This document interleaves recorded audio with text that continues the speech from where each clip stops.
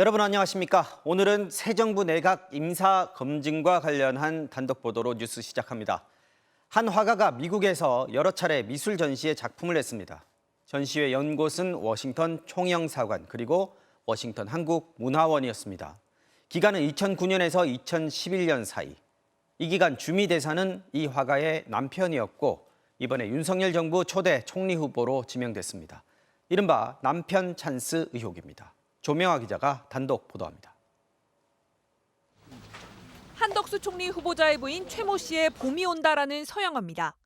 지난 2011년 1월 미국 워싱턴 총영사관에서 열린 워싱턴 한미작가협회의 전시회 노벨 뉘앙스에 초대된 작품입니다. 당시 최 씨는 16명의 중견 작가들과 함께 전시에 참여했습니다.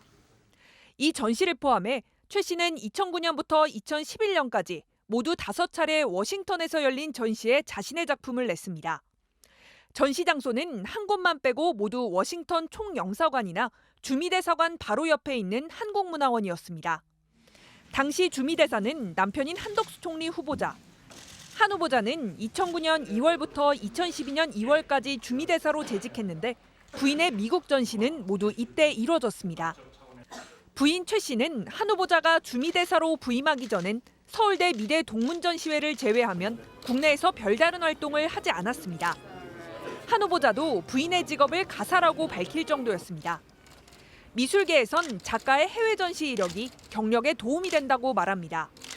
아무래도 미국에서 전시를 하셨다라는 것 때문에 조금은 다를 수가 있죠. 단체전을 몇 회 했는지, 또 어느 국에서 단체전을 했는지 이런 것들을 좀 보거든요.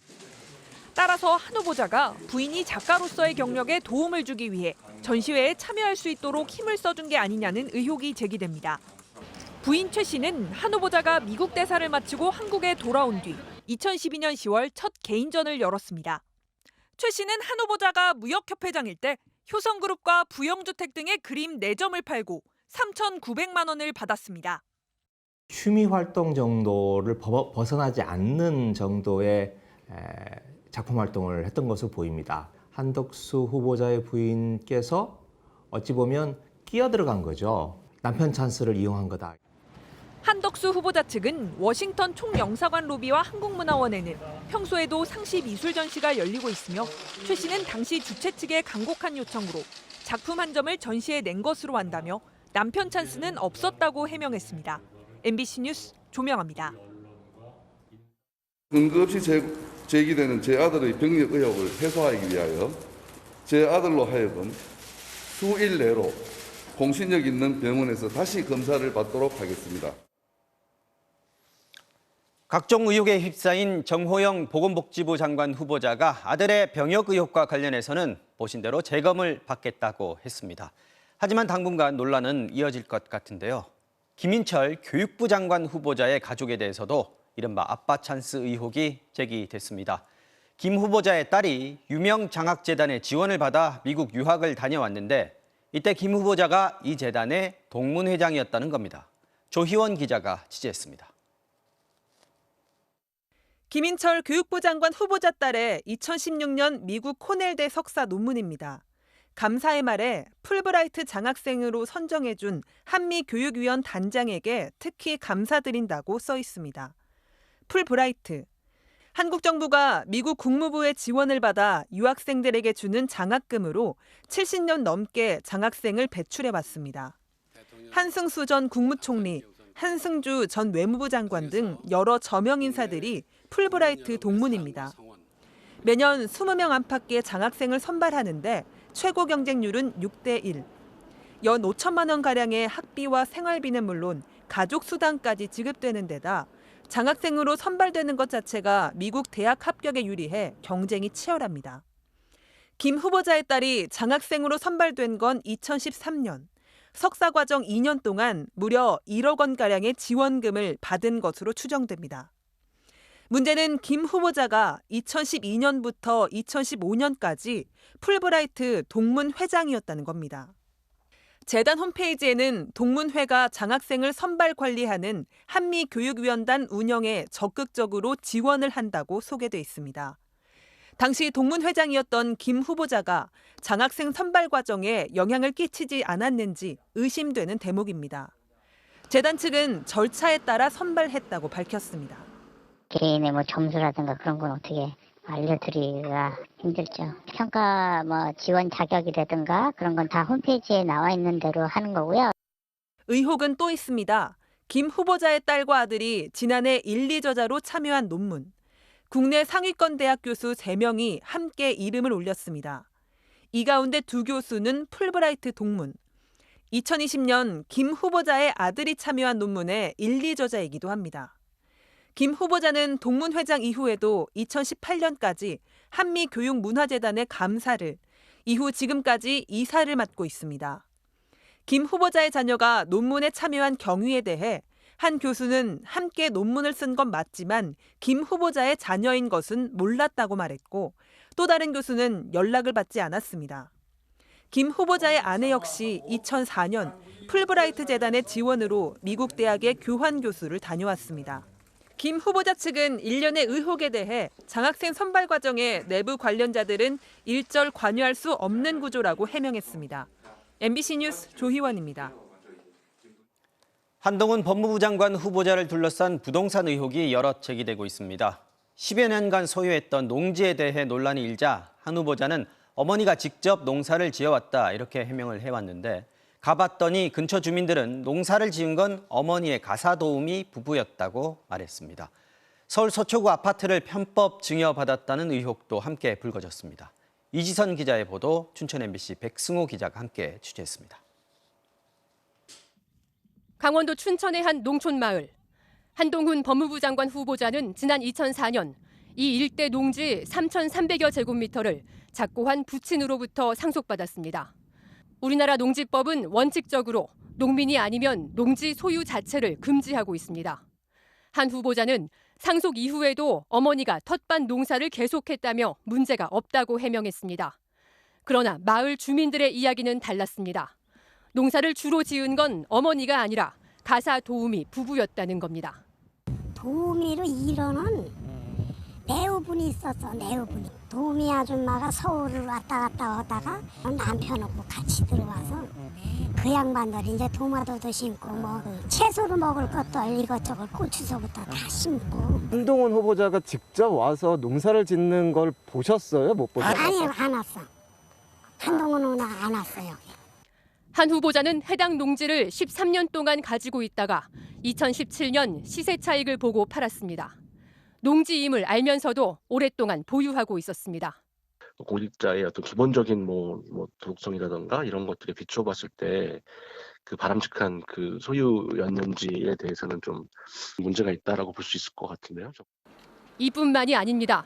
한 후보자는 1998년 잠원동의 한 신축 아파트를 정모 씨로부터 사들였습니다. 그런데 해당 아파트의 등기부 등본을 보면 이상한 점이 한두 가지가 아닙니다. 집주인이던 정 씨는 1998년 2월 25일 이 아파트를 담보로 한 후보자 어머니에게 1억 원을 빌렸습니다. 그런데 한 달 만에 한 후보자가 정 씨로부터 이 아파트를 산 겁니다. 결국 한 후보자가 정 씨 대신 어머니에게 1억 원을 갚아야 했다는 뜻입니다. 한 후보자가 어머니에게 1억 원을 갚지 않았거나 증여세를 내지 않았다면 편법 증여로밖에 볼 수 없는 겁니다. 상환하려는 계획들을 적은 게 아니면 편법에 해당될 수가 있는 거죠. 근거 자료라는 것들을 공증을 받아놓고 매월 약정된 날짜에 입금이 됐다는 통장 내역 이런 것들을 확인을 해야 되는 거고요. 이에 대해 한동훈 후보자는 당시 모친이 매매 절차를 대신 진행했기 때문에 구체적인 등기 과정이나 경위는 알지 못한다면서도 매매 대금을 적법하게 지급했다며 청문회에서 충분히 설명하겠다고 답했습니다. MBC 뉴스 이지선입니다. 윤석열 대통령 당선인이 취임 후 사용할 관저로 한남동 육군참모총장 공간이 아니라 외교부 장관 공간을 검토하고 있다고 당선인 측이 밝혔습니다. 애초에 가려했던 육군참모총장 공간이 너무 낡아서 재기능을 하기 어렵다는 건데, 취임을 20일 앞두고 관저 재검토에 들어가면서 졸속 이전이란 지적이 다시 나오고 있습니다. 이기주 기자입니다. 지난달 20일 서울 용산 집무실 이전 계획을 발표한 윤석열 당선인은 한남동 공관을 관저로 쓰겠다며 25억 원의 예산이 필요하다고 밝혔습니다. 한남동 그 공관을 이제 하나 쓰기로 했는데 그 공관을 또 리모델링하고 필요한 경호 시설하는데 25억. 윤 당선인이 언급한 관저는 육군 참모총장 공관이었습니다. 한남동 공관에 가면 공관이 6개가 있습니다. 그래서 그 공간을 조금 손을 봐가지고 거기서 쓰시려고 합니다. 육군 참모총장 공관입니다. 한 달이 지난 오늘 기존 계획은 백지화됐고 당선인 측은 한남동에 있는 외교부 장관 공관을 새 관저의 후보지로 검토 중이라고 밝혔습니다. 육군 참모총장 공관을 막상 실사해보니 1975년에 지어진 건물이라 너무 낡았고 경호나 의전 등을 수행하기엔 적합하지 않다는 겁니다. 반면 외교부 장관 공관은 대지 면적만 축구장 2배에 달해 한남동 공관 중 가장 넓고 매년 수십 차례 외교 행사를 치러본 경험에다 작년에 리모델링도 마쳐 관저로 쓰기에 무난하다고 평가했습니다. 하지만 집무실 공약이 당선되자마자 광화문에서 용산으로 변경된 데 이어 취임식을 20일 앞둔 시점에 관저 이전 계획마저 뒤바뀌면서 졸속 이전 논란은 불가피해 보입니다. 인수위는 가장 합리적인 대안을 찾은 것이라며 다만 취임 전 입주는 어렵게 됐다고 밝혔습니다. 상식적으로 봤을 때 5월 10일 취임식에 맞춰서 외교장관 공관으로 설사 최종 결정이 되더라도 바로 입주는 어렵지 않을까.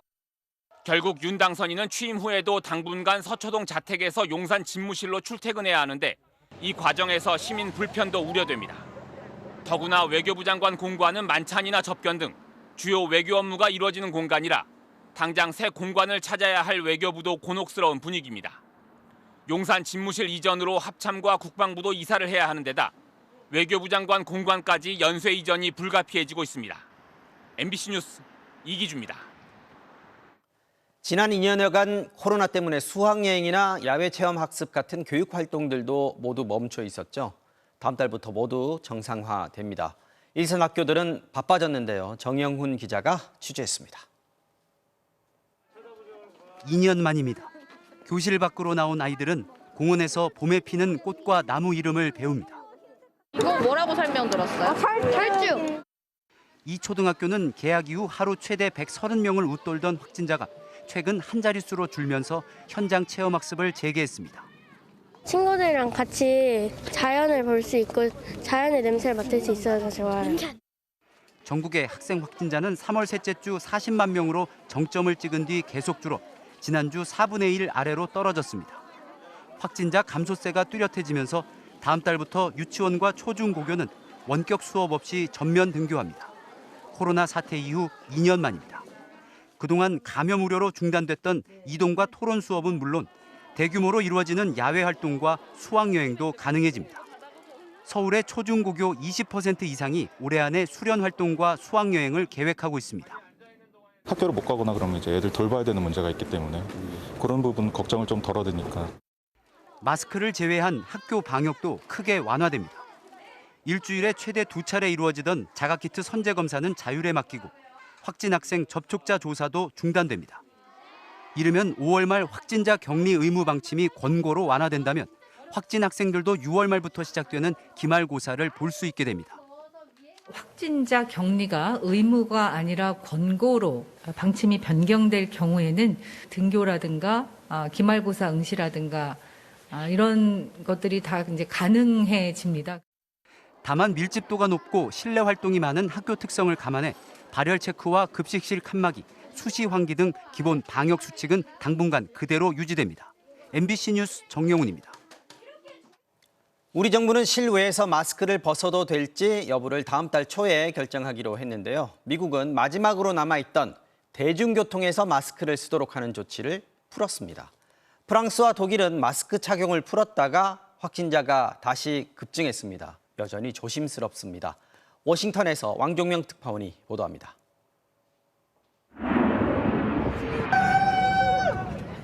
마스크를 쓰지 않아도 된다는 승무원의 기내 방송에 탑승객들이 환호합니다.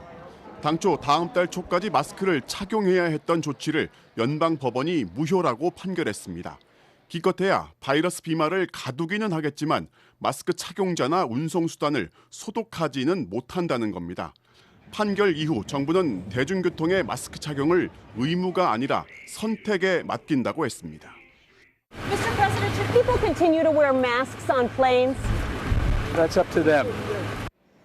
그러자 항공사도 열차도 차량 호출 업체도 더 이상 승객들의 마스크 착용을 의무화하지 않겠다고 공지했습니다. 하지만 뉴욕 같은 일부 지역은 마스크 의무화를 계속 시행하기로 했습니다. It's just as a level of comfort because I'm going to visit my elderly grandmother. So for me, I'm still going to keep it on while I'm traveling. 주요 국가들은 실내에서도 마스크를 벗는 추세입니다. 영국과 일본은 마스크 착용 의무를 완전히 해제했고 독일, 프랑스는 의료기관과 대중교통에서만 쓰도록 했습니다. 하지만 마스크 해제 조치 이후 확진자가 다시 급증하면서 원망하는 목소리가 나옵니다. Ich finde es blöd in der heutigen Situation, wo wir sind, finde ich es blöd. Die Abschaffung der Maskenpflicht. 물론 재확산이 새로운 변이의 출현 때문이지 마스크 탓만 할 게 아니라는 분석도 있습니다. 그럼 언제까지 써야 하는 건지 아직 명쾌한 기준은 없어 보입니다. 그래서인지 미국 정부는 공중보건에 필요하다면 마스크를 벗어도 된다는 법원 판결에 항소하겠다는 입장으로 선회했습니다. 워싱턴에서 MBC 뉴스 왕중명입니다.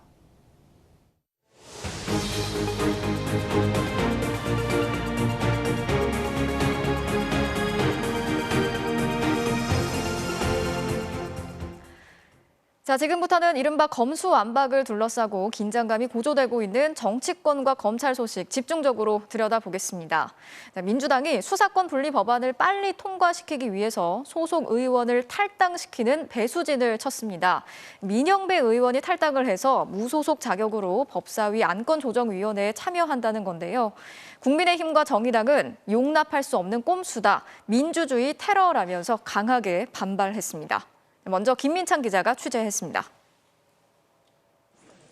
광주 광산을이 지역구인 국회 법제사법위원회 소속 민영배 의원이 민주당을 전격 탈당했습니다. 민 의원의 탈당은 무소속 의원 자격으로 법사위 안건조정위원회에 참여하기 위한 겁니다. 여야 이견이 큰 법안은 여당 3명, 야당 3명으로 안건조정위를 구성하도록 돼 있는데 무소속이 있으면 야당목 1명의 자리를 채울 수 있습니다. 민주당은 당초 이 자리에 무소속 양양자 의원을 보임시켜 4대2 구도를 계획했는데 양 의원이 검찰 수사권 분리에 반대 입장을 밝히자 이를 대신하기 위해 민 의원을 탈당시켜 무소속으로 만든 겁니다. 민 의원은 수사 기소 분리를 통한 검찰 정상화에 작은 힘이라도 보태기 위해서라고 탈당 이유를 밝혔습니다. 비교섭단체 소속의 이런 의원이 필요한 시점이 오면은 그런 민영배 의원의 이런 주장들이 좀 설득력을 가질 타이밍도 올 수 있으니 그런 개인의 결단을 존중하고. 국민의힘은 긴급 기자회견을 열고 강하게 반발했습니다. 권성동 원내대표는 소수당의 의견을 반영하기 위한 안건조정위를 무력화시키기 위해 민주당이 용납할 수 없는 행동을 했다고 비판했습니다. 이것이야말로 입법 독재가 아니고 뭐겠습니까? 검수완박법 강경처리를 위해서 온갖 편법과 꼼수를 동원하고 있습니다. 결단코 막아야 합니다. 정의당도 대국회 민주주의 테러라며 맹비난했고 이번 사태의 시발점이 됐던 양양자 의원도 소신에는 변함이 없다며 민주당의 발상에 경악을 금치 못하겠다고 날을 세웠습니다. 민주당 이상민 의원과 조홍천 의원도 패가 망신이다, 꼼수다라며 쓴소리를 던졌습니다. MBC 뉴스 김민찬입니다. 자, 방금 보신 것처럼 민주당이 이른바 선수 교체를 통해서 법안 처리를 강행하려고 하자 국민의힘 소속의 법사위원들을 반발하면서 사흘째 법사위는 파행을 거듭하고 있습니다. 자, 국회와 검찰의 움직임 차례로 연결해서 현재 상황 어떤지 자세히 알아보도록 하겠습니다. 먼저 국회로 가보겠습니다. 임현주 기자 나가 있는데요. 자, 임 기자, 지금 회의가 열리고 있는 겁니까? 네, 저는 국회 법사위 회의실 앞에 나와 있습니다. 법사위 소위는 오후 4시쯤부터 정회 상태인데요. 오늘 다시 열리기는 어려워 보입니다. 민주당이 수사권 분리 법안 처리에 속도를 내기 위해 안건조정위원회 소집을 요구하자 의결 정족수에서 밀리는 국민의힘이 거세게 항의를 하며 파행이 이어지고 있는 겁니다. 박광훈 법사위원장은 내일 오전 10시까지 안건조정위원 명단을 제출하라고 요구했는데 명단을 내지 않으면 위원이 무작위로 지정되는 만큼 국민의힘은 권성동 원내대표를 중심으로 명단 제출 여부를 고심하고 있습니다. 권 원내대표는 박병석 국회의장을 찾아가서 민주당을 탈당한 민형배 의원이 안건조정위원회에 참여할 수 없도록 법사위에서 내보내달라고 요구했는데요. 실제로 요구가 받아들여질 가능성은 작은 것으로 알려졌습니다. 자, 이제 내일 안건조정위원회가 열릴 예정인데 지금대로라면 통과가 어렵지 않은 상황인 거죠? 네, 그렇습니다. 안건조정위 위원들의 3분의 2 이상이 찬성하면 법안이 전체 회의로 올라가게 되는데요. 민형배 의원의 탈당으로 여야가 4대2 구성이 된 만큼 민주당은 법사위 통과는 문제가 없다고 보고 있습니다. 예정대로 이번 주에 법사위 통과, 다음 주쯤 본회의 처리를 목표로 하고 있습니다. 국민의힘은 여기에 대비해서 목요일과 금요일 이틀간 국회 안에서 대기하라는 비상대기 지침을 내렸습니다. 법사위를 통과해도 국회의장이 법안을 본회의에 상정해야 하는데 해외 출장 일정을 보류한 박병석 의장을 향해 여야 모두 설득 작업을 벌이고 있습니다. 관련 법안들이 본회의에 상정되면 국민의힘은 필리버스터로 맞선다는 계획인데요. 민주당은 일단 필리버스터를 강제 종료할 수 있는 180석 확보에 주력하고 있습니다.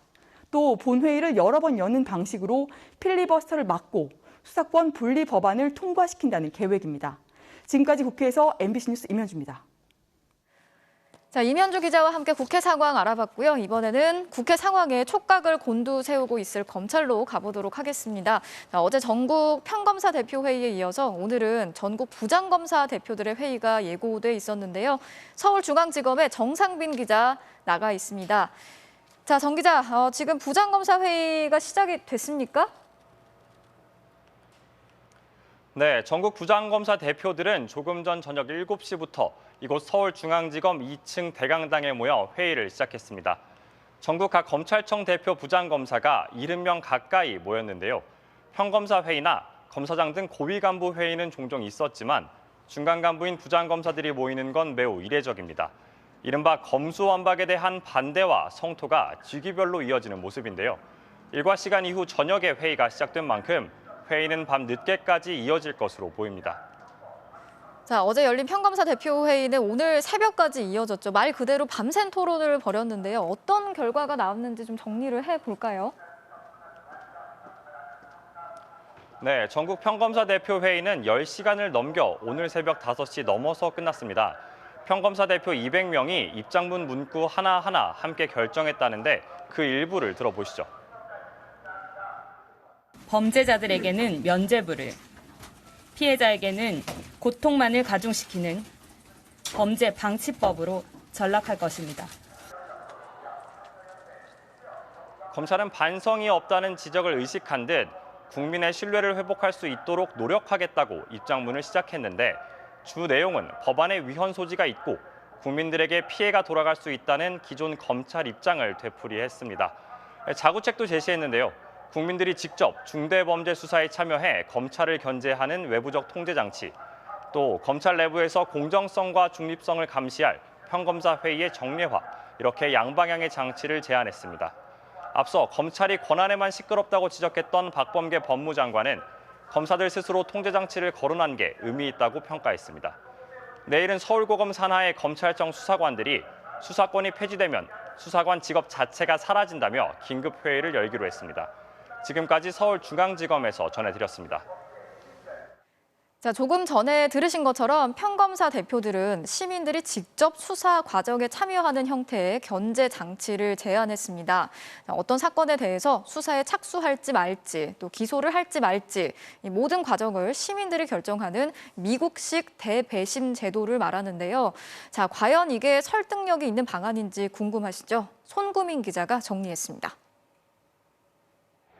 작년 1월 대선 결과를 못 받아들인다는 트럼프 전 대통령 지지자들이 워싱턴 의회를 점령했습니다. 현재 연방 대배심은 이 난동을 부추긴 혐의로 트럼프 전 대통령을 기소할지 검토 중입니다.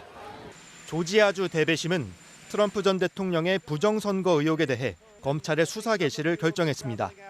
수사와 기소 모두 검찰이 하는 건데 결정은 대배심, 즉 시민들이 하는 겁니다. 국민들께서 중대범죄 수사 과정에 참여하실 수 있는 외부적 통제장치, 여러 제도의 도입에 검찰이 말한 외부 통제장치가 바로 대배심. 고검장들의 수뇌부 회의에서도 이 방안을 가장 먼저 논의한 것으로 확인됐습니다. 미국의 배심원 제도는 인원수에 따라 대배심과 소배심 두 종류로 나뉩니다. 대배심은 중범죄와 연방범죄의 수사 과정을 결정하고 소배심은 재판에서 유무죄를 판단합니다. 20명 안팎이 모이는 대배심, 주에 따라 3분의 2나 4분의 3이 찬성하면 수사 개시나 영장 청구, 기소 여부를 정하고 검찰은 그대로 따릅니다. 우리나라에선 2018년 이 제도를 본따 검찰 수사심의위원회가 도입됐습니다. 그런데 법원이 아닌 검찰이 주최하고 검찰이 정한 전문가들이 비공개로 모입니다. 결정도 권고여서 따르지 않아도 그만입니다. 대배심을 도입하려면 검찰이 시민 결정에 반드시 따르도록 해야 한다는 얘기입니다. 국민이 직접 참여해서 결정한다면 그 결정을 존중하고 따라야 되는 것도 시민 참여가 맞는 방향인지는 불확실합니다. 지난 2014년 백인으로만 구성된 미국 대배심은 흑인을 총으로 사살한 경찰을 불기소 처분해 전국적인 시위의 도화선이 됐습니다. 왜 하필 지금인지 의심하는 시선도 있습니다. 이 상황을 모면하기 위한 것이 아니냐라고 보실 수는 있습니다만은 검찰 스스로 검찰권에 대한 제한을 해야 된다라고 나선 것 자체를 계기 삼아서 김호수 검찰총장은 검찰의 중립성 특별법의 구체적인 내용을 검토하고 있다고도 했습니다. 스스로 개혁하겠다는 검찰의 자구책들이 더불어민주당의 법안 추진을 저지할 수 있을지는 불투명해 보입니다. MBC 뉴스 손구민입니다.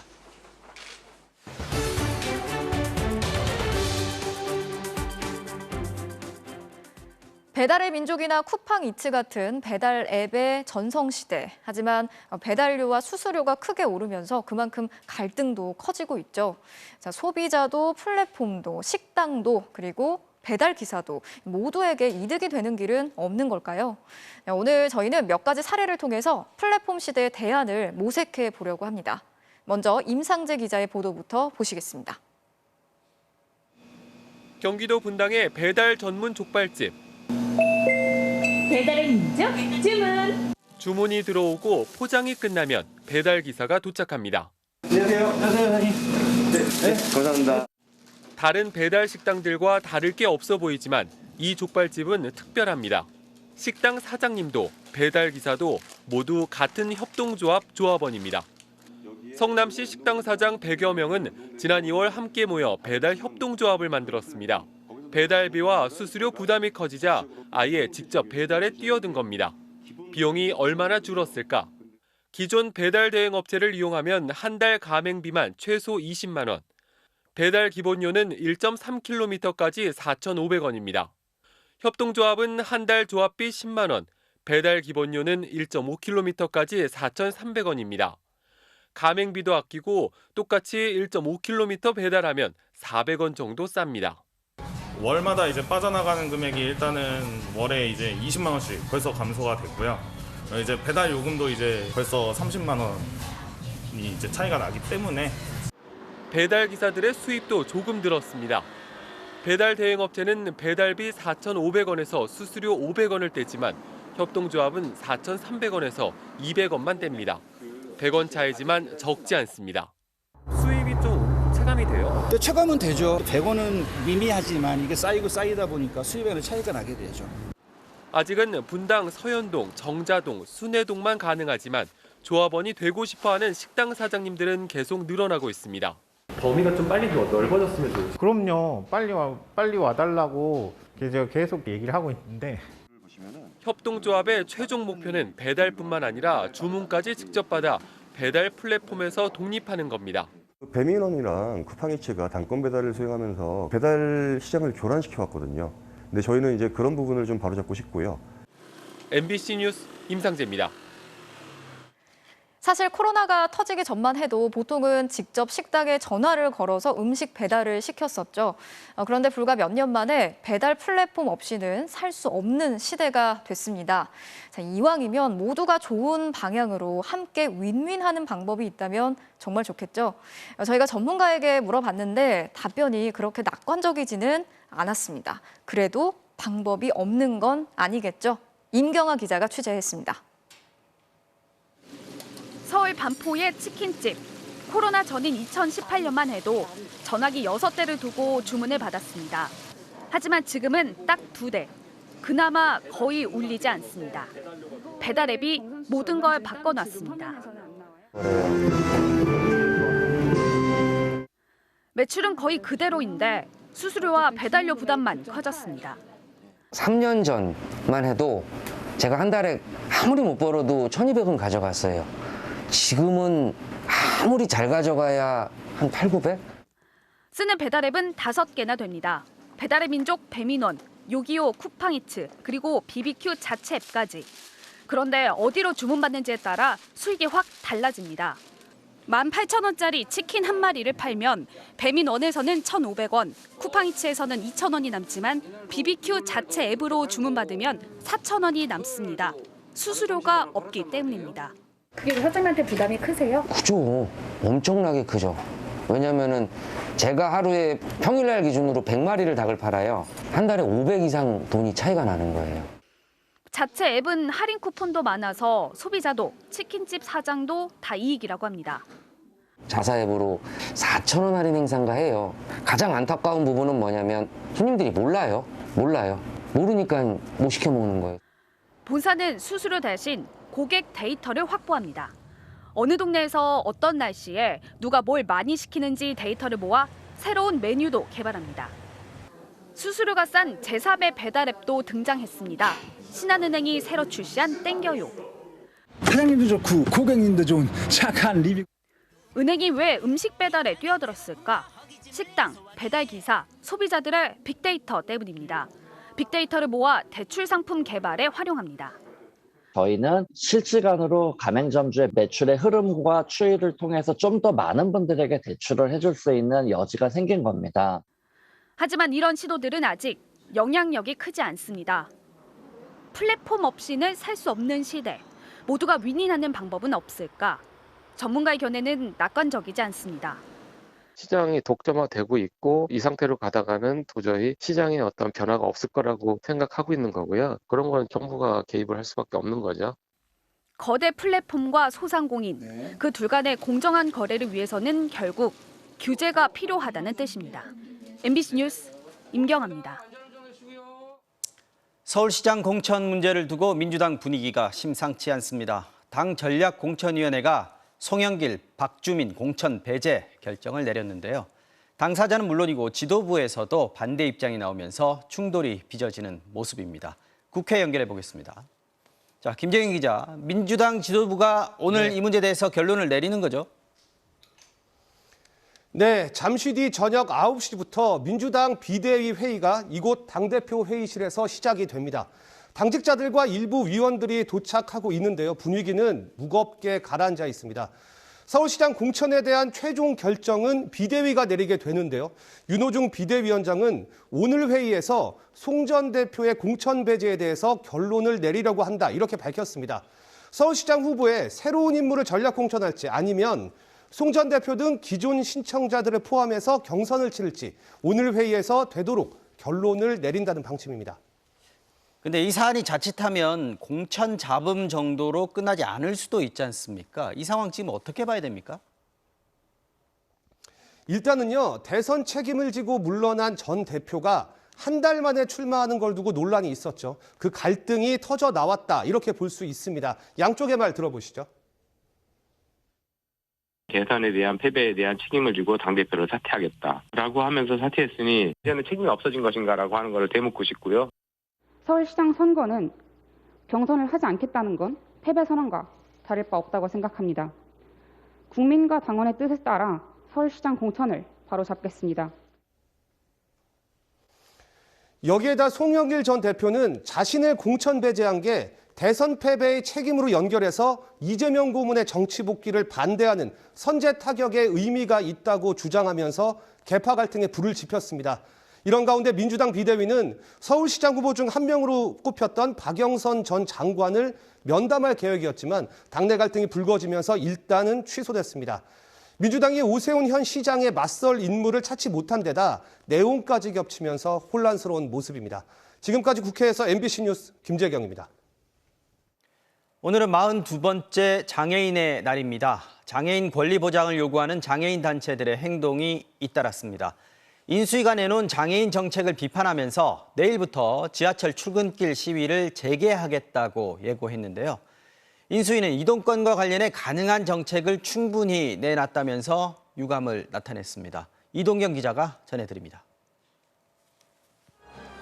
오늘 오전 장애인의 날 기념식이 열린 서울 여의도의 한 호텔. 행사 시작에 앞서 휠체어를 탄 장애인들이 떼지어 단상에 올랐습니다. 오늘이 장애인을 시혜와 동정의 대상으로 보는 날이 아닌 장애인 차별 철폐의 날이어야 한다며 장애인 권리보장법을 요구했습니다. 법 앞에 모든 국민은 평등하다고 이야기한 헌법의 정신을 지키는 겁니다. 장애인을 시혜와 동정으로 이야기하지 마십시오. 여의도에서는 대규모 집회가 열렸습니다. 집회 참가 인원 제한이 풀린 뒤 서울 도심에서 처음으로 1,000명 이상이 모였습니다. 집회를 주도한 전국 장애인 차별철폐연대 등은 인수위의 장애인 정책을 비판하며 새 정부를 향해 각을 세웠습니다. 이동권 분야에선 휠체어 탑승이 가능한 고속 시외버스 도입 계획이 분명하지 않고 지속적으로 요구해온 장애인 평생교육 예산과 탈시설 지원 예산 등도 빠졌다는 겁니다. 가고 싶은 곳을 마음대로 갈 수 없는데 어떻게 행복할 수가 있습니까? 그런 시설이 행복한 곳이라면 가볍게 행복한 시설입니다. 그러면서 내일 아침부터 지하철 2호선과 3호선, 5호선에서 출근길 시위를 재개하겠다고 밝혔습니다. 인수위는 장애인 콜택시 100% 추진 등 이동권 관련 정책을 충분히 내놨다며 시위 재개 결정은 안타깝다는 입장을 내놨습니다. 국정과제에 담는 것, 그런 거는 인수위가 할 수 있지만 어떤 예산을 우리가 확정 짓는다든지 예산 규모를 어떻게 집어넣는다든지 하는 거는 그 새 정부의 일이기 때문에. 어제 단체 삭발식을 벌인 발달장애인 부모들도 24시간 지원체계 구축을 국정과제로 추진해 줄 것을 요구하며 단식 농성을 결의하고 나서는 등 새 정부와 장애인 단체 간 긴장감이 높아지는 모습입니다. MBC 뉴스 이동경입니다. 장애인들이 일상에서 느끼는 이동의 장벽은 어느 정도 수준일까요? 21년간 이동권을 호소했지만 지하철도, 버스도, 택시도 여전히 이용하기 어렵다는 게 이들의 호소인데요. 이유경 기자가 함께 대중교통을 타봤습니다. 휠체어를 이용해 지하철을 타러 가는 길. 엘리베이터를 타고 내려가니 계단이 나옵니다. 요금을 낼 때도 승강장에 갈 때도 끝없이 나오는 계단을 피해 멀리 있는 엘리베이터를 3번 바꿔 탄 뒤에야 지하철에 오릅니다.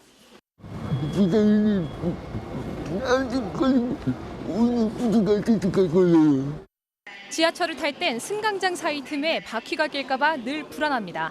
자칫 잘못 끼면 휠체어가 넘어져 큰 사고로 이어질 수 있기 때문입니다. 너무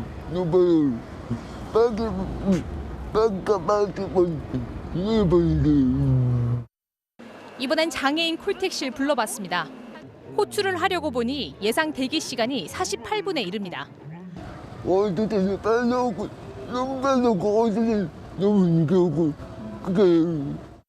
버스는 저상버스가 올 때까지 마냥 기다려야 합니다. 도착을 해도 휠체어를 태우기 위해 버스가 후진을 하고 받침을 꺼내야 하는데 다른 승객들의 눈치가 보입니다. 심지어 승차를 거부당하기도 합니다. 남산에서 버스 타는데 이제 기사가 안전벨트가 망가졌다 그래서 안 태우고 막 그러려고 했는데 신고한다 그러니까 그때부터 태도가 바뀌더라고요. 광역버스는 타기가 더 어렵습니다. 서울과 경기도로 가는 광역버스의 경우 전체 노선의 80%의 저상버스 자체가 없습니다. 휠체어 어떻게 타요? 경기도민 장애인 5명은 광역버스 탈 권리를 보장하라며 2014년 소송을 내기도 했는데 대법원까지 간 끝에 결국 패소해 소송 비용만 1,000만 원 넘게 물어줘야 합니다. 차별을 해소해달라는 시민으로서의 부당함을 말한 거잖아요. 비용을 청구함으로써 이걸 입을 막으려는 게 아닌가라는 의심이 들더라고요. 지난해 말 저상버스 도입을 의무화하는 교통약자법 개정안이 통과됐지만 불가피한 경우 예외를 둘 수 있고 시외버스와 고속버스는 아예 제외됐습니다. MBC 뉴스 이유경입니다.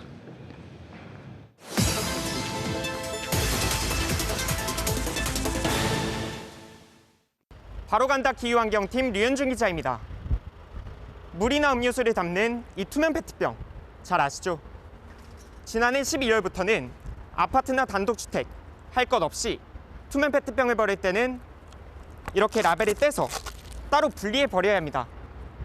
깨끗한 페트병만 모아 재활용률을 높이겠다는 건데요. 그런데 현장에서 분리 배출이 잘 되고 있을까요? 우리가 버린 투명 페트병들이 얼마나 재활용되고 있는지 현장으로 바로 가보겠습니다. 서울 서대문구 신촌동의 주택가. 수요일은 투명 페트병과 폐비닐을 내놓는 날입니다. 투명 페트병을 찾아봤습니다. 다른 플라스틱과 한데 뒤섞인 투명 페트병입니다. 이 집도 저 집도 다 마찬가지. 온갖 플라스틱 폐기물 사이에서 모습을 드러냅니다. 종량제 봉투에 넣어버린 투명 페트병도 많습니다. 라벨은 그대로 붙어 있습니다. 투명 페트병은 비닐 라벨을 떼서 따로 버려야 하지만 분리수거장 곳곳에서는 이처럼 일반 플라스틱 용기와 뒤섞여 있는 모습을 쉽게 볼 수 있습니다. 분리수거장에는 투명 페트병 배출 방법이 안내돼 있습니다. 그러나 취재팀은 이 안내대로 정확히 분리 배출된 투명 페트병을 이곳에서는 찾아볼 수 없었습니다. 안에 내용물이 담겨 있는 경우도 있나요? 비닐을 내야 되는데 음료수도 담아져 있고. 이렇게 버려진 투명 페트병은 얼마나 재활용될까? 재활용품을 선별하는 인천의 한 선별장으로 갔습니다. 재활용 폐기물 운반 차량에서 플라스틱 폐기물이 한꺼번에 쏟아집니다. 투명 페트병만 따로 모아 붙어있는 라벨을 일일이 떼고 안에 든 이물질은 씻어내야 합니다. 막 섞여서 막 들어오니까 이거 분리 배출이 안 되고 그 라벨을 다 여기서 띄어야 되니까 그게 이제 힘들고 어렵고. 투명 페트병 분리 시설을 갖춘 선별장은 소수입니다. 현재 전국에서 투명 페트병만 따로 처리할 수 있는 선별장은 304곳 중 57곳으로 20%도 안 됩니다. 버릴 때 잘 버리는 게 무엇보다 중요한데 왜 분리 배출이 잘 되지 않는지 주민들에게 물었습니다. 버릴 때 보면은 어떤 건 버리고 어떤 건 안 버려야 될지 그런 게 잘 모르겠더라고. 설명이 너무 불충분해요. 알아볼 수가 없어요. 재활용 전문가들은 이런 혼란에는 이유가 있다고 말합니다. 대국민 홍보가 부족한 것이 1차적인 이유지만 분리배출 표시제도에도 문제가 있다는 겁니다. 물과 음료수가 아닌 화학제품을 담았던 페트병은 투명 페트병처럼 재활용이 안 됩니다. 그냥 무색 페트병이라고 분리배출 표시를 하도록 되어 있거든요. 그러다 보니 소비자 입장에서는 혼란이 발생을 할 수가 있죠. 전국적인 투명 페트병 분리배출이 시행된 지 넉 달이 지났지만 현장은 큰 혼란을 겪고 있습니다. 시민들이 분리배출을 잘할 수 있도록 분리배출 표시제도를 개선하는 한편 잘못 버려진 페트병을 더 많이 활용할 수 있는 선별장 확충도 시급해 보입니다. MBC 뉴스 류현준입니다.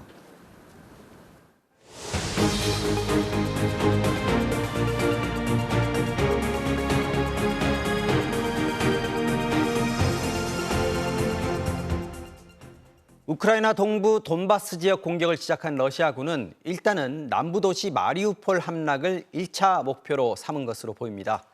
이 도시를 완벽히 점령해야 안정적으로 돈바스 공격에 총력을 가할 수 있기 때문인데요. 마리우폴엔 아직 저항하는 우크라이나군 2,500명 그리고 시민들이 있습니다. 김현지 기자가 취재했습니다. 우크라이나 남부 유충지 마리우폴. 이곳의 아조우스탈 제철소가 저항하는 우크라이나군 2,500명의 결사항전 거점입니다. 우크라이나 정보기관이 러시아군 지휘관의 통화 내용을 도청해 공개했습니다. Ждем тут сюрпризы от России, 3-тонные с неба. Там будет трясется просто. Сказали сравнять все с землей. 거듭 강화되는 러시아의 공세에 우크라이나군은 최후 항전 의지를 밝히고 있지만 사실상 함락이 임박했다는 절망의 목소리도 나왔습니다. В нас, можливо, залишились лічні дні або години. Ми звертаємось до світових лідерів допомогти нам та вивести нас на територію третьої держави. 이곳 지하 벙커에는 민간인 약 1,000명도 대피해 있습니다. 콘크리트 벽면이 그대로 보이는 지하실. 피난민들의 옷가지와 샴푸통 같은 생필품들이 벽에 매달려 있습니다. 양옆으로 침대만 빼곡합니다. Когда стреляют, у нас тут трясется. Очень много деток. Они полуголодные. Вывезите нас отсюда. Мы просим. 돈바스 지역 공세를 시작한 러시아는 병력을 추가 투입했고 외국 용병까지 추가해 동남북 3면에서 공격을 감행하며 포위망을 좁히고 있습니다. 영국, 독일, 프랑스 등 서방 국가들은 우크라이나에 대한 무기 지원을 강화하고 있습니다. 미국은 우크라이나가 추가로 무기 지원을 요구한다면 충족하기 위한 모든 조치를 취할 것이라고 밝혔습니다. MBC 뉴스 김현지입니다. 미국의 인도태평양 사령부는 핵 추진 잠수함인 알렉산드리아호가 지난 18일 일본 요코스카에 도착했다고 이례적으로 공개했습니다. 동해에 투입됐던 항공모함 링컨호가 떠나자 핵 추진 잠수함이 한반도 인근에 온 것으로 북한이 대규모 열병식을 준비하는 등 도발 조짐을 보이는 데 대한 경고로 보입니다.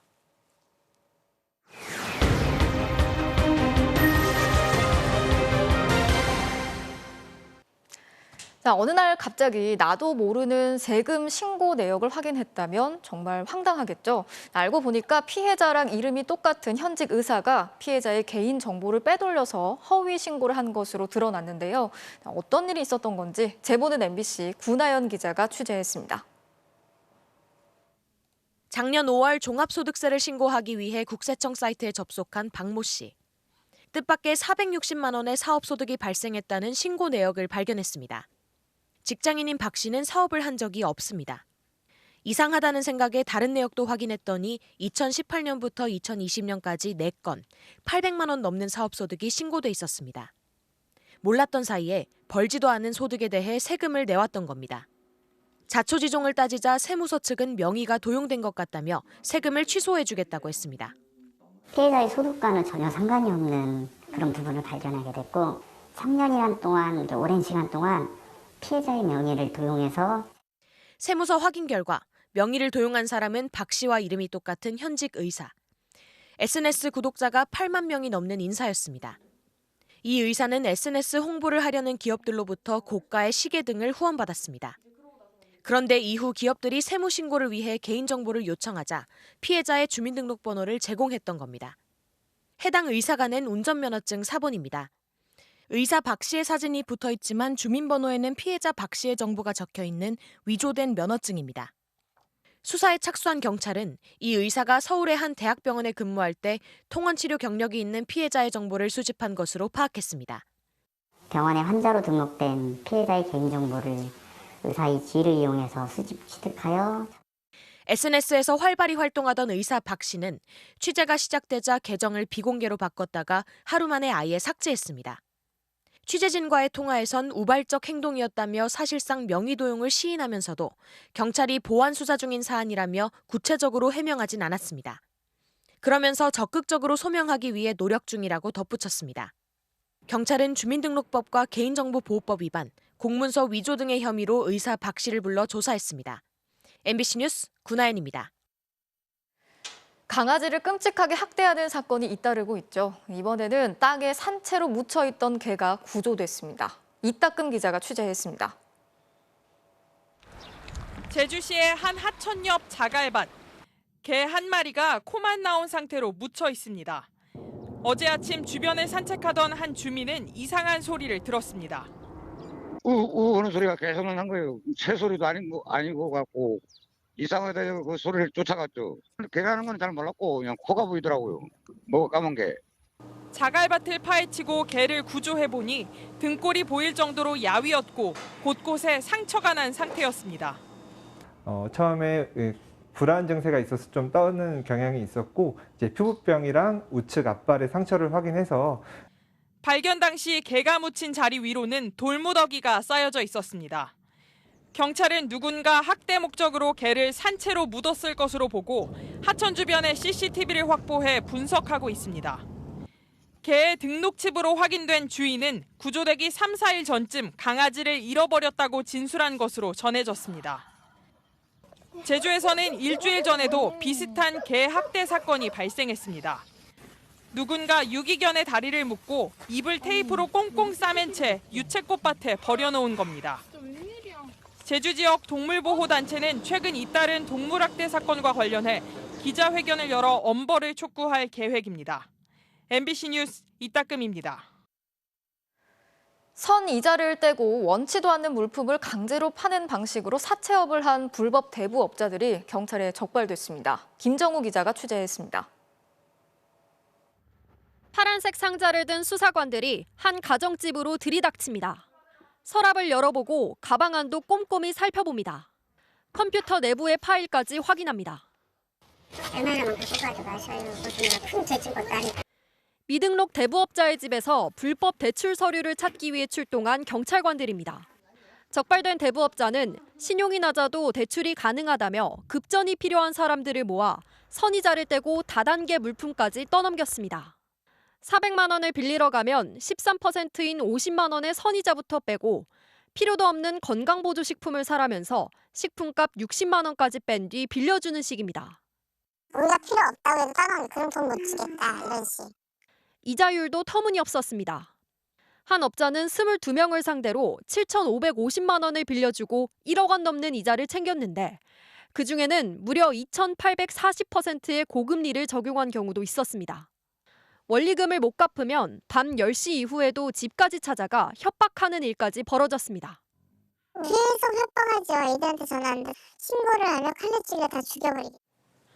코로나 사태로 어려움을 겪은 시장 상인 등 영세 자영업자들이 주로 표적이 됐습니다. 경찰은 경기도 일대에서 불법 대부업자 8명을 적발했는데 이들의 대출 규모는 24억 원이고 피해자는 200명이 넘습니다. MBC 뉴스 김정우입니다. 지난 2년 코로나 시대에 엄청난 돈이 풀리면서 이제 별게 다 투자 대상이 됐죠. 음악 저작권이나 와인, 한우, 명품의 슈퍼카까지 지분을 쪼개서 투자 상품으로 거래가 되고 있는데요.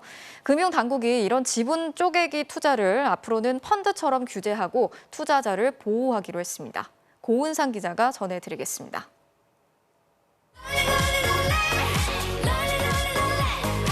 작년에 역주행으로 엄청난 인기를 끈 브레이브걸스의 곡입니다. 이 곡이 방송되면 그때마다 저작권 수익이 발생합니다. 뮤직하우라는 플랫폼은 이 저작권을 사들인 뒤 수익을 받을 권리를 1,500주 정도로 쪼개 경매로 팔았습니다.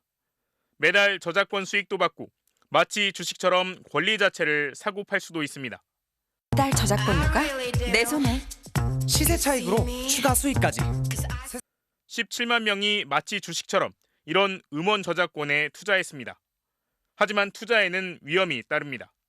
브레이브걸스의 롤리는 처음에는 한 주에 2만 3천 원에 거래되다 역주행 돌풍으로 투자자가 몰려들면서 9개월 만에 131만 원, 57배나 올랐습니다. 하지만 오늘 가격을 보니 38만 원, 다시 70%가 하락했습니다. 변동성이 큰 겁니다. 이런 지분 쪼개기 투자는 코로나 이후 시중에 엄청난 돈이 풀리면서 크게 늘어났습니다. 상업용 건물, 희귀한 슈퍼카, 명품 와인, 미술품은 물론 심지어 한우도 지분을 쪼개 펀드처럼 투자 상품으로 팔립니다. 원래 부자들이나 하던 투자였지만 디지털 시대가 되면서 조각조각 나눈 소액 투자가 가능해진 겁니다. 20, 30대 지금 저희 나이에서 할 수 있는 그 투자 리스크는 작대 연금, 저는 연금이라고 생각하고. 금융위사나 증권선물위원회는 오늘 뮤직하우도 증권으로 분류하고 투자자 보호장치 등 규제를 하기로 했습니다. 펀드 같은 경우에는 뭐 신탁사도 있고 금액을 평가하는 회사도 있고 뭐 이렇게 분리가 잘 되어 있는데 이 조각 투자는 그런 것들이 안 돼 있기 때문에. 금융감독원은 이런 조각 투자가 투자 정보가 부족하고 가치 평가도 어렵다며 주의보를 내렸습니다. MBC 뉴스 고은상입니다. 자, 이제 거리두기가 해제되면서 궁궐들도 닫혔던 문을 조금씩 다시 열고 있는데요. 조선의 마지막 왕이죠. 순종이 마지막으로 머물렀던 거처인 창덕궁 희정당이 처음으로 달빛의 모습을 드러냈습니다. 김정인 기자가 다녀왔습니다.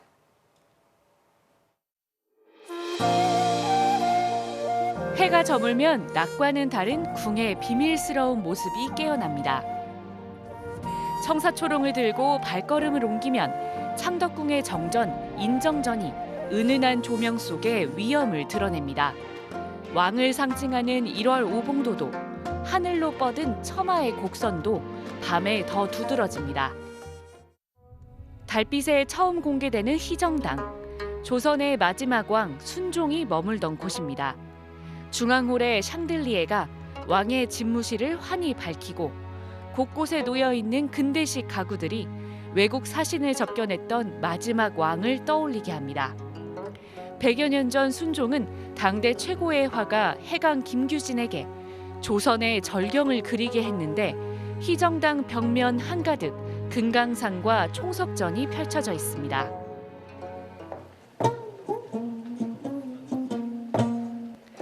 봄밤을 가르고 들려오는 가야금 소리에 후원으로 발걸음을 옮기면 왕과 왕비가 산책했던 부용지가 나타납니다. 독특한 문살이 아름다운 낙선제와 전통 공연이 펼쳐지는 영경당까지. 달빛 아래 조선 궁궐의 풍경은 더 신비롭습니다. I was feeling like I was living in the Joseon Dynasty times, and there was a sense of peacefulness, and under the stars, it just felt so magical. 코로나 사태 이후 2년간 규모가 대폭 줄었던 고궁 야간 기행이 창덕궁을 시작으로 다시 기지개를 켭니다. 1차로 풀린 입장권은 예매를 시작하자마자 3초 만에 매진되기도 했습니다. 올해 이 창덕궁 달빛 기행 같은 경우에는 이 예약을 개시하자마자 정말 이제 몇 초 만에 다 완료가 됐다고 하고요. 경복궁, 덕수궁에서도 봄밤의 기행이 이어집니다. 달빛 고궁의 고즈넉한 정취가 돌아왔습니다. MBC 뉴스 김정인입니다. 유명 김치 회사인 한성식품 자회사의 비위생적인 김치 제조 과정을 고발 보도한 MBC 이문영 기자, 고재민 기자가 방송기자클럽이 선정한 1분기 BJC 보도상을 수상했습니다. 두 기자는 해당 업체에서 썩거나 곰팡이가 핀 배추와 무로 김치를 만들어서 유통시키는 과정을 연속으로 보도했습니다.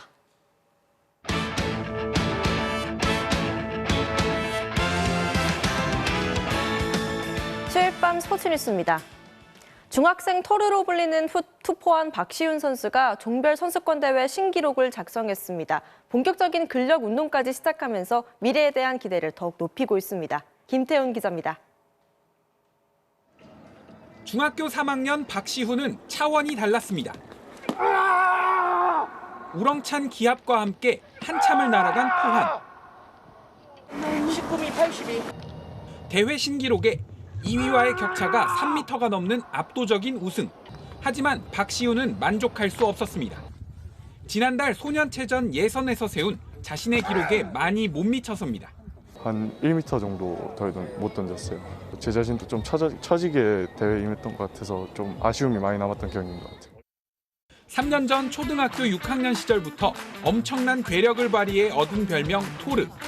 학교 선생님께서 우주상 한번 나가보고 싶은 사람 한번 손 들으라고 해서 그때보다 일단 몸이 더 좋아졌다는 생각이 들고 초등학교 때 영상 보니까 좀 생각보다는 귀여웠다고 느꼈어요. 키는 7cm, 몸무게는 21kg이 늘어 체격도 커졌고 벤치프레스도 190kg까지 들어올리고 있습니다. 살이 붙으니까 훨씬 웨이트 트레이닝 할 때나 좀 더 힘쓰는 게 편하고 그런 것 같아요. 전교 학생회장에 뽑힐 만큼의 친화력에 여전히 공부와 운동을 병행하고 있는 박시훈. 이젠 고등부 형들과의 경쟁을 준비 중입니다. 오는 10월 18세 이하 아시아 선수권에 대비해 포환 무게도 4kg에서 5kg으로 늘릴 예정입니다. 이제는 중학생 토르 구미인덕 중학교 박시훈입니다. 올해 안에 23m 던지는 거고 다음 경기 때 22m 던지는 게 제 목표예요. MBC 뉴스 김태훈입니다. 여자 육상 기대주 양예빈 선수는 10달 만에 트랙에 복귀했습니다. 내일 주종목 400m를 앞두고 실전 감각 점검차 200m에 출전했는데요. 이제 슬럼프에서 벗어나는 걸까요? 손장훈 기자입니다. 3년 전 혜성처럼 등장했던 육상 천재. 뛸 때마다 각종 기록들을 모조리 경신하며 한국 육상의 뜨거운 기대주로 꼽혔습니다. 육상계의 기현아 같다 이렇게 그게 지금 기억나네요. 제가 그 정도인가 싶기도 하고. 하지만 기대가 높아지면서 부담도 커졌고 부상으로 인한 훈련 부족으로 기록이 중학교 때보다 떨어지기도 했습니다.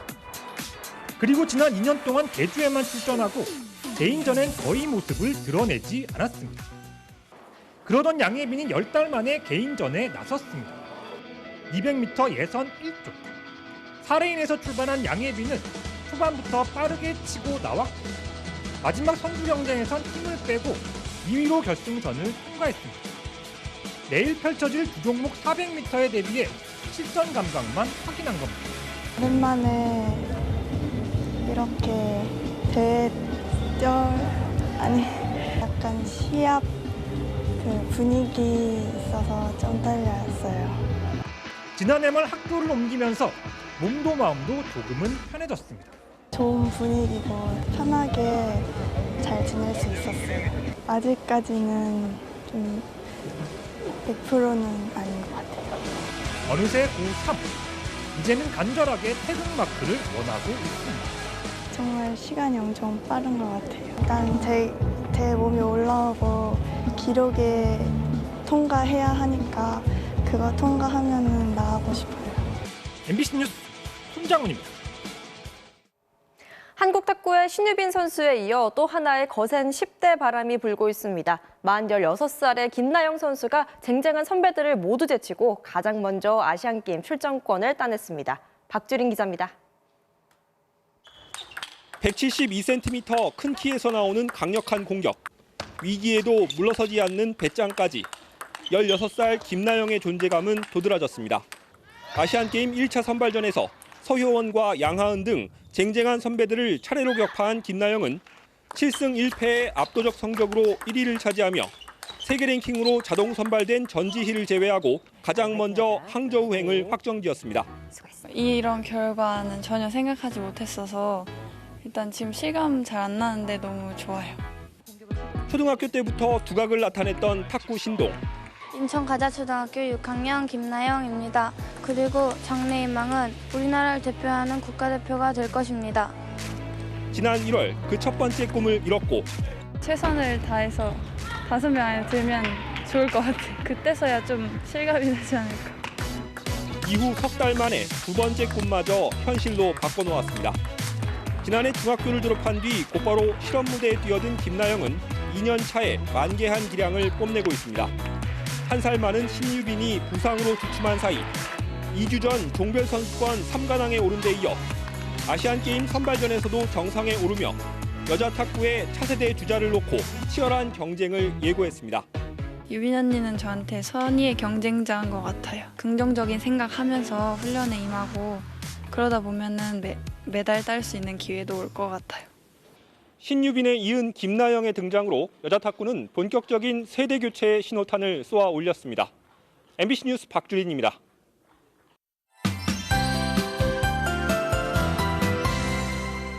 기온을 크게 끌어올리는 고온건조한 바람이 점차 거세지고 있습니다. 연일 건조한 날씨 속에 동해안 지방은 대형 산불 위험성이 커지고 있습니다. 현재 영동지방과 경북 북동산지, 대구 등지에는 건조경보가, 서해안을 제외한 대부분의 내륙에는 건조주의보가 내려져 있습니다. 이 바람은 내일 밤과 모레 아침 사이에 가장 강하겠는데요. 특히 산지를 중심으로는 최대 순간 풍속 90km 이상의 태풍급 강풍이 몰아치겠고요. 또 그 밖의 내륙에서도 바람이 약간 강하게 불겠습니다. 내일은 오늘보다 구름이 끼기는 해도 낮 기온 20도 안팎까지 올라서 따뜻하겠습니다. 남쪽 해상으로는 비구름이 지나면서 남해안과 제주도에는 5mm 안팎의 비가 조금 내리겠습니다. 내일 전국에는 가끔 구름이 많이 끼겠습니다. 또 서해안 지방은 출근길에 짙은 안개가 끼겠습니다. 아침 최저 기온은 서울 11도, 대구 12도로 오늘보다 높겠고요. 낮 최고 기온은 서울 22도, 광주 23도, 부산 19도로 남부 지방이 오늘보다 낮아지겠습니다. 수도권과 영서지방은 금요일에 비가 조금 내리겠고요. 건조함을 달래줄 만한 비는 다음 주 초반에 예상됩니다. 날씨였습니다. 요즘 봄바람 맞으면서 산책하시는 분들 많으시죠? 그런데 여러분 혹시 거리에서 장애인들 보신 적 있으신가요? 지하철이나 버스에서도 찾아보기가 어렵죠. 우리의 이런 평범한 날들에 장애인들도 편안하게 함께 할 수 있기를, 그런 당연한 날이 오기를 기대하면서 오늘 뉴스 마치겠습니다. 함께 해주신 여러분 고맙습니다.